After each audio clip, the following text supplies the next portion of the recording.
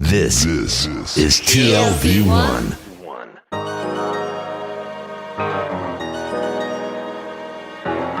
The Tel Aviv Review. Hello and welcome to the Tel Aviv Review. I'm your host, Gilad Halpern. And I'm Yael Balda. Every week we bring you conversations with authors about the books and research and other things that we like. And if you like us, please consider becoming a Patreon supporter by going to our homepage. That's tlv1.fm/Tel Aviv Review. Scroll down to the bottom and click the big red button that says Patreon. Click and support us. Some of you have been doing this for months and years, and we cannot thank you enough. Our guest today is a law professor at the University of Haifa, specializing, among other things, in international law and legal theory. His book, Humanity at Sea, Maritime Migration and the Foundations of International Law, was published in 2016 by Cambridge University Press. Professor Itamar Mann, hello and welcome to the Tel Aviv Review. Pleasure to be here. So why is maritime migration, boat people, as they are colloquially known, such a good instance to reflect on the shortcomings of international law? Well, when we talk about it today, it seems clearer because it became such a mediatized issue since the 2015 migration crisis. I started working on this book around 2010, 2009, and it was, at the time, a good illustration, I think, of a general, very fundamental question about human rights. A question that allows scholars to really think about human rights not only as treaties and international commitments of states and governments, but also as interpersonal duties and ways of claim making by people who have no other choice, those people who take on to the sea and migrate, and also in a way to highlight this encounter between these two kinds of people and the existential decision that exists there, what to do with a person who would otherwise perhaps drown. So it's a very dramatic moment in a way, and I thought it illustrates a question that exists in many human rights contexts in a more implicit, tacit way. But migration in general is a crisis or born out of crisis. These risks and implications to human rights are part and parcel of any refugee crisis. But why is the maritime issue important here as opposed to, overland migration? Yeah, okay. So a good question is really, what difference does it make when people are taking sea routes rather than land routes? And it's partly to do with the fact that legally the sea is constructed in a very different way. The high seas especially, and the oceans in general, are constructed as a commons. They're not within the sovereign territory of any particular nation. Any person has a right to free movement over the sea. And third, very importantly, there is an obligation to rescue any person in distress. So you see that the underlying assumptions that human rights law makes, namely that states have duties towards persons within their jurisdiction, are really shuffled and change in a way that makes individuals directly responsible for each other. In a way, it's like trying to think, what is the closest situation to a state of nature that we have in the world today as it exists? And of course, I don't want to say that the sea is a state of nature. Of course, it's really legally constructed, but the law is constructed in such a different way that it allows us an access point to a totally different political imagination of what are the possibilities that exist under this general term of human rights. I wanna jump to this major argument. You make a dramatic argument, and it's one that goes against this kind of critique and in a way despair that people have of human rights. Well, if it's not being abided by states, if we don't have, these strong institutions that support human rights, then what does that mean? Does that mean that there are no human rights? And you say, as long as some people uphold human rights, humans are not rightless. And this is dramatic. It's particularly dramatic at this moment, and we're going to talk about that later. But I want to ask you about that argument. Okay, so in a sense, this is a familiar argument from the history of natural law, as it gives a lot of weight to beliefs that people have that are quasi-religious in a way.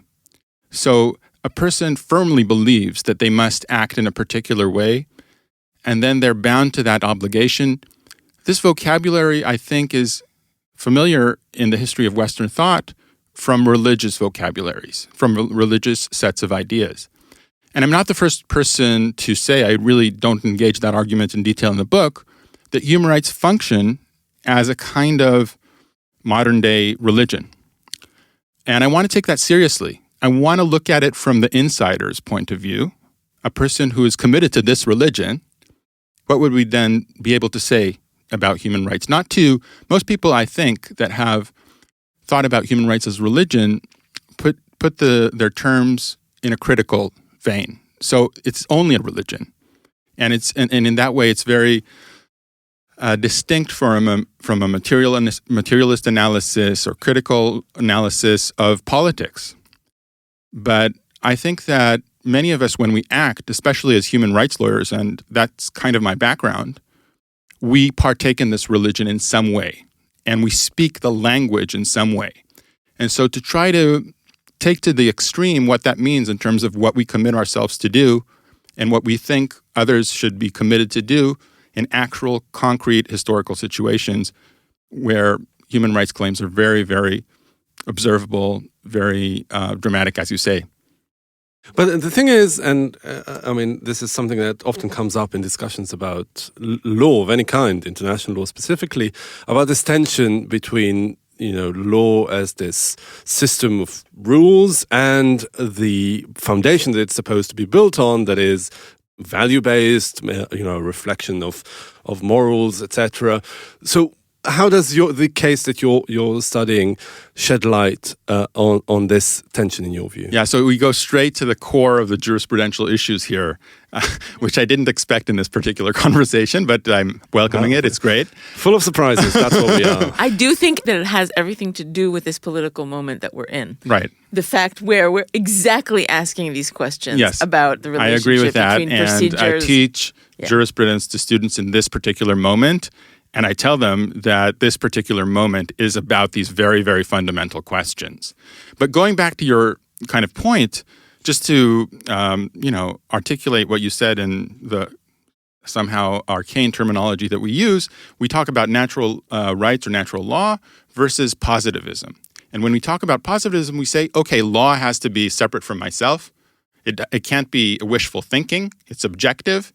And it's out there, and I'm able to identify it. And it has nothing to do with the question whether it's good or bad. It's just out there. And, the natural law tradition, on the other hand, says, no, in order for it to be valid, law has to have some relationship with moral duties and moral commands.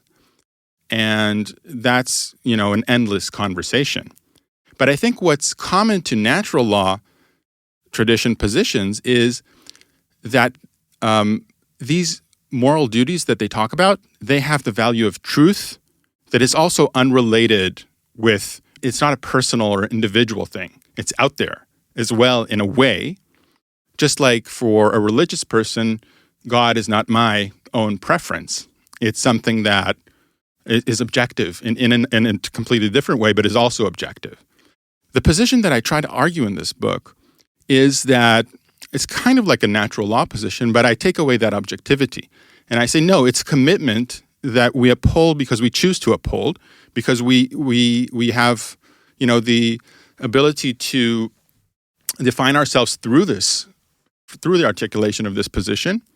And we in some way demand others to do so as well. But it's not a truth. It's even, if we want to go hardcore into philosophy here, I'm not sure we do. Oh, we do. Okay.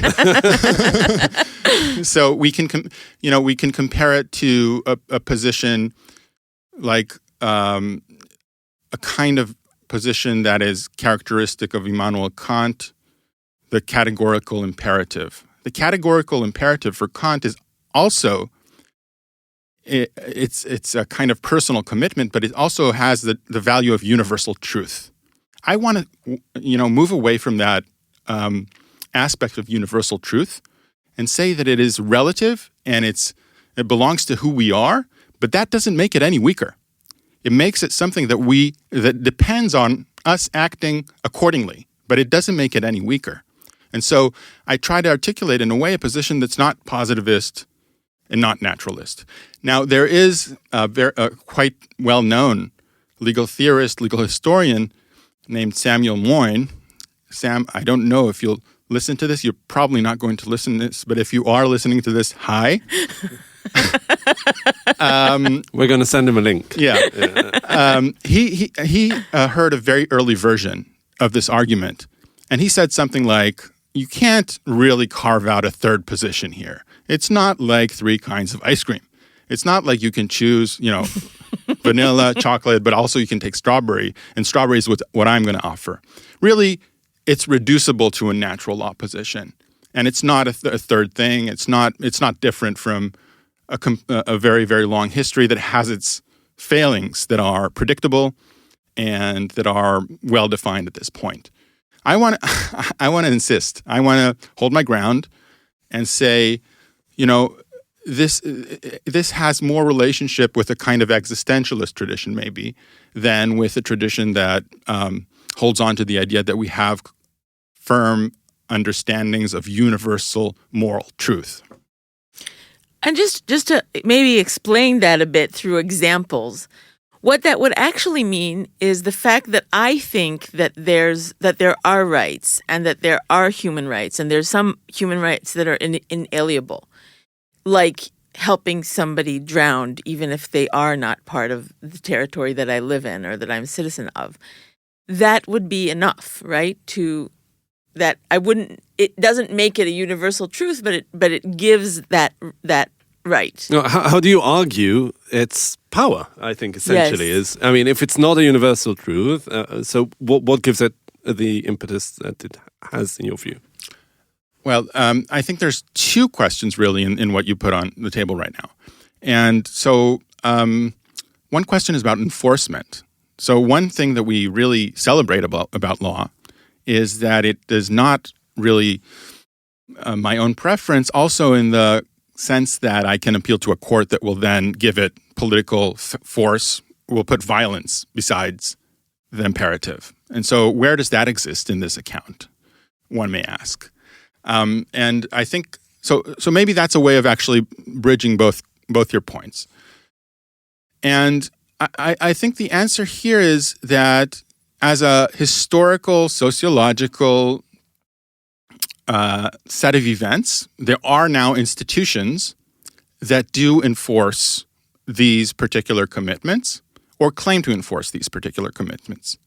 And they understand themselves, if we really understand them correctly, if we really kind of read into what they're saying about themselves, they understand themselves as having the role to enforce these kinds of commitments. And then we can appeal to these courts and make these commitments in an enforceable way. This is a way to understand human rights courts, and particularly, I must admit, the European Court of Human Rights in actual reality. And I'm writing, remember, this comes out in 2016.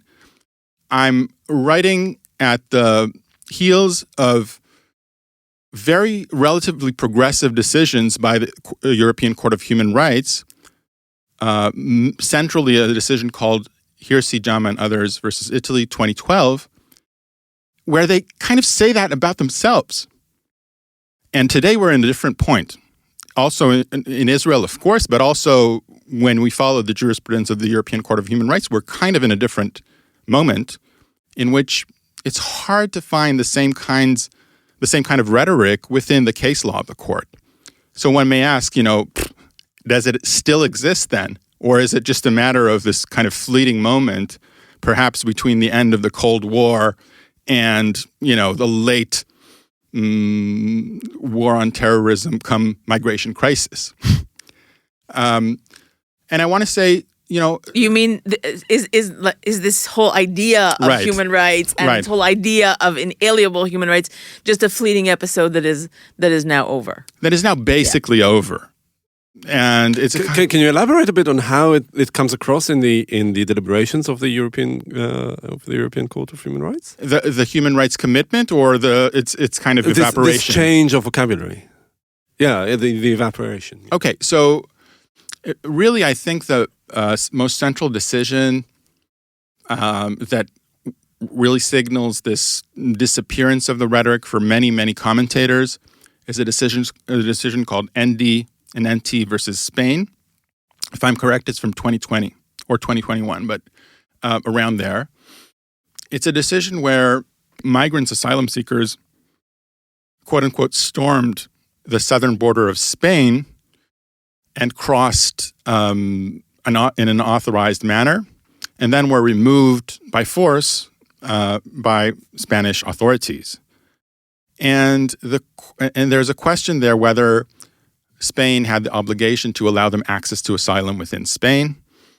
And the court gives a set of reasons why that in fact is not the case, including the fact that they seemingly acted in a violent and uncoordinated way. And there is a kind of racial undertone, and I'm not the only one who said this, that seems to really convey a fear of a mass of Africans that might come and storm Europe. And Europe needs to defend itself against this phenomenon. And I think if we want to locate the changing rhetoric, we need to draw a line between Hirsi and ND and NT, whereby in Hirsi, the court really celebrates itself as a court of human rights, whereby asylum and access to asylum is a very firm grounding point. And in ND and NT versus Spain, it not only decides differently, it also creates precedents that allows for many extremely violent practices across the borders, the external borders of Europe, throughout the Mediterranean, and arguably in other parts of the world along the fault lines between the global north and the global south. When I say that, I mean particularly the Pacific space around Australia and the Caribbean space between the United States, North America, and Central America and South America, where practices are, often travel and appear in different ways across this line. All this in the space of less than a decade. Well, yes. I mean, the developments have been very, very quick. And what's so interesting is I listened to the decision, and then you literally hear the rhetoric that is very similar to Prime Minister Rishi Sunak's new campaign, which is basically to say, if you've entered illegally, you will not have access to asylum. And you're just like, wait, it's kind of a strange... Yeah, is a way to enter not illegally if you're an asylum seeker? Yeah. It's a tautological sort of argument. The kings of this argument are really... I mean, this is a really Australian argument. It's an extremely Australian argument, and it has been voiced in various ways since the beginning of the 2000s, whereby the rhetoric is that we are not going to allow people to so-called jump the queue. The idea is that if you are seeking asylum, you need to wait till your turn comes by applying to a visa elsewhere in what we call offshore processing. And when your turn comes, you will then be allowed to make your claim and perhaps come in. But giving access to asylum to boat people is a way of incentivizing an unfair form of behavior that will then harm other asylum seekers who are acting legally.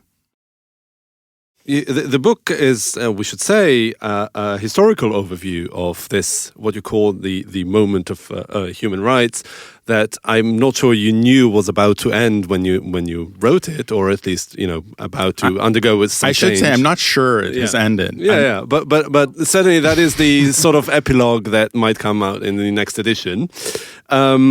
And you tackle several cases throughout the history of the 20th century, from the immediate aftermath of the Second World War, and the case of Exodus, the boat carrying Jewish migrants from Europe to Palestine in 1947, through the Vietnamese boat people in the 1970s, and more recent cases in Australia. So now, with the benefit of hindsight and, this suspicion that this moment might have ended, how do you look on its, say, inner shades of grey? The evolution of that moment within itself? Well, it's a very, very interesting question. I'll just say as a preface that the book starts with Jewish asylum-seeking, migration, refugees after the Second World War, as you say, and it goes through a few case studies. The second one is the Vietnamese boat people, very famous. Third one is Haitians in the Caribbean. Fourth one is Australians around 2000, with a very famous case called the Child Overboard Affair. We might want to talk about that if we have time, but and the Pacific Solution, which really introduced externalization and offshore processing, like I described a moment ago. Then there's a movement back to the Mediterranean, and essentially that's the arc of the book. And the way the book is organized, let me say first, I don't think that these case studies are in any way essential. So one could have started in a different point, and one could have ended perhaps in a different point. These are really case studies that are chosen in order to illustrate a set of theoretical ideas. That's a shortcoming and maybe also a benefit, but it's for the readers to decide. And each one of the case studies tries to illuminate a different aspect of the general model of human rights that I tried to put forth. So in a way, I follow through what I call the human rights encounter, the human rights demand, the human rights commitment. So the demand is being essentially advanced by the asylum seeker. I want to think of them as an agent and not as some kind of passive beneficiary of help or assistance. It's a way of existing in the world to make a human rights claim. And then the commitment on the side of the addressee of the demand. And then a set of questions about how this demand is constructed in space by many different forces that are political and do not really essentially have any necessary commitment to this idea of human rights. Okay, so that's the general way that I try to describe the model. And I think you asked me about the shades of gray within the model. Maybe this is a cop-out, but I want to say what I really want to insist on in all these different case studies and also in the way I think about it today is that no matter what the shades of gray are, and one may have a very expansive understanding of human rights, the way to think about this set of ideas is by thinking about the bottom, the minimum. That's a very common argument within human rights, to say that the human rights are the core, something that we can never really compromise. But in a way, I do adopt that traditional argument about human rights, and I try to think about that core, whatever the shades of gray then will be, through this idea of the human rights encounter and the existential commitment surrounding it. So I don't know if I answered the question, but I tried to give a way of thinking about it. I was thinking more like, how was the moment of human rights claim in the 1970s different from the moment of human rights encounter in the 1940s? Yeah. Yeah, let's talk about Exodus. I think I need to make my previous answer even clearer and say that the book is really not about historical change. It is about a particular idea that is constructed through several different moments. And so I might speculate or, say something about how I see the change with the different treaties coming in, with the Cold War, the end of the Cold War, etc. But really, that's not what the book is about. And the book is about what remains common and is not really articulated in the Exodus moment in a very good way, but it's there. And it's identifiable, and it's completely different from what is happening at the same time in the UN, which is where normally we start the story of human rights. Yeah, well, I love it the way you can see like the historian talking to the philosopher, and then there's like this kind of meeting middle ground, and it's so nice to be a sociologist. We're in this particular moment where the battle is literally about the Supreme Court and its ability to enforce norms and strike down laws that. So it's being claimed. So that this is also about the enforcement of human rights. And one of the things that I keep hearing is how much this plan of reform or legal coup is driven by the Supreme Court's decision to uphold very minimal rights of asylum seekers. Wait, I'll I want to jump make sure in. that I understand Yael's question.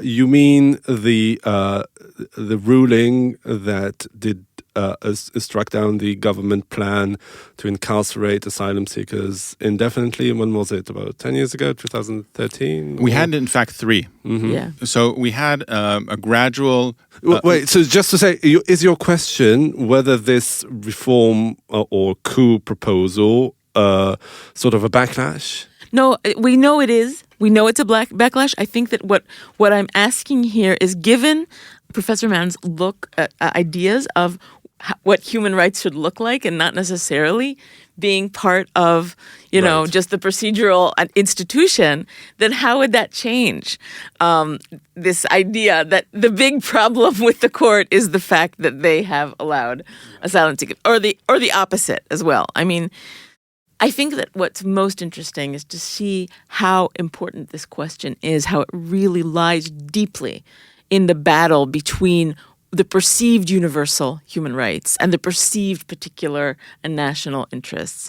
And I think it's just something that is so important at this Now we're moment. finally going to let you speak. Yeah, Yes. let me take a stab at this, and we'll see where we get with this. Maybe it has to do with things that Yael is also thinking about, and maybe she will have some other take on it. So let's just preface this by saying that there were indeed 3 decisions that shortened incarceration periods, initially indeterminately. Then it was shortened, but not enough. And the court found once again, a third time, that the shortening period was, insufficient in terms of how long one can be basically in detention without there being any probability of removal. The idea being, the underlying legal idea being that detention is allowed for removal purposes, but only for a short period of time when removal is feasible. Okay, so this really created an enormous backlash, and it's, I think, useful to recall that the first versions of what we now see as a huge coup or reform in the system were titled An Exception to Human Dignity for Infiltrators. These were several bills that were laid on the table of the Knesset, and they wanted to say something like the following, and I think this is a fair reading of the bills. Everyone has human dignity, but infiltrators or asylum seekers do not have human dignity, or we will not enforce human dignity with respect to these people. So let's just take a moment to reflect on what that really means. I think it's a very startling and disturbing suggestion.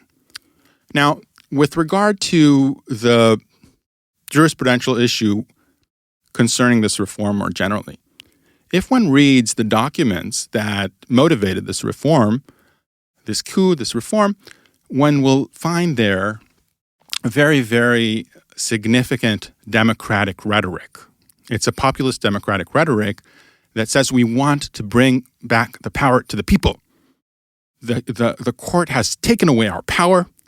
The court has overstepped its own authority and is now enforcing its own personal preferences instead of what we all choose and want through democratic processes. And asylum seekers are an obvious problem for this particular democratic theory, because they come, they claim to have rights, but these rights are in no way rooted in membership in the polity. They are rooted in their humanity. That's what is I think part of what makes asylum seekers such an interesting case to look at when you're trying to define what human rights are more generally. And so one would say, within a regular legal understanding of this problem, okay, so this is why we need judicial review. We need judicial review because the court, in a way, acts as a kind of custodian of the right of those people who do not have membership, who cannot shape the rules of the polity through their own political will. And that, I think, is fine, and I think that's correct. But I think to really explain what it is that the court is doing when it's acting as such as a custodian, really what we need is this other foundation of human rights.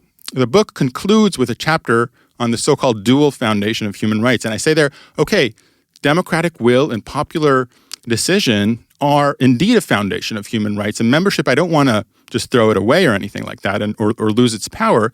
But I also want to insist that an interpersonal encounter between a person with power and a person who is powerless and making a demand upon them is a second foundation. And when the court is acting as this kind of custodian of a person without membership, they're taking the root of this second foundation of human rights. And that's why I think the theory actually does really illuminate in a good way why we need the court in these cases. It's, by the way, if I'm allowed, different from the case of Palestinians who are stateless under Israeli control in the West Bank, for example, where they're actually really members that are disenfranchised. They are already, in my view, members of our polity, but they simply do not have a right to vote. These the asylum seekers do not claim to be members of our polity. They claim to have a right that's rooted in their humanity. So why is it such a big deal? I mean, quite often, migration, and again, not just here, we mentioned Britain earlier, in the case of Australia that you might want to elaborate on, I forgot about it. Doesn't really it often entails a moral panic. Is that why? I mean, because, if you look at the asylum seekers from Africa, I mean, the fact that they do not claim to be part of the polity should play in their benefit, because they're not going to vote and not going to decide on what this state would look like, as opposed to the Palestinians, perhaps, if there's some sort of annexation or, one-state solution, and even the Palestinian citizens of Israel that now, I think actually that the most alarming plan of the current government is to disenfranchise those citizens, specifically for the same reason that you mentioned before.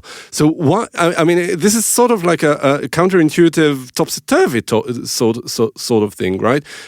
The asylum seekers have this humanity. We all know they're people. They're not in any way a threat to the polity because they don't have any claim in it or any aspiration to be part of it. Why is it such a moral panic, do you think? Okay, so another kind of big point that the book makes is that while making a claim in the name of humanity is not making a claim in the name of membership, it does have that kind of horizon. So you cannot really protect people as humans alone and respect their dignity. You need to see them as potential members in some theoretical way. And this is exactly what the right in Israel understands. The right in Israel understands that when we allow, and this is not only in Israel, it's the right-wing movement across the world. When we allow people in, we're in a way opening the social contract for a moment. And these people may have protection for a few years, and we may send them back after that protection according to refugee law. And we may find another good, better home for them in Canada, for example, where, Eastern African refugees did find themselves coming from Israel. But there is a possibility that they will end up just becoming part of our society, and that we will not be able to eliminate that option and really, and that's what really drives the fear of right-wing movements, especially if they're coming from a kind of ethno-national orientation, as is the case in Israel. And I think that's a justified fear in a way. We need to understand it. We need to think about how to talk about it. But I think it would be wrong to simply eliminate it and say, these are only people, they have no claim on our polity. Because if they're here for years and years, it will then be not human not to accept them as part of our polity.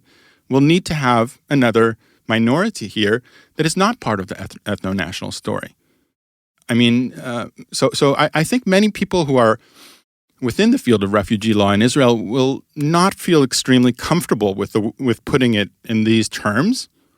But I think that actually this is really the heart of the problem, and it's better, from my point of view, to confront it.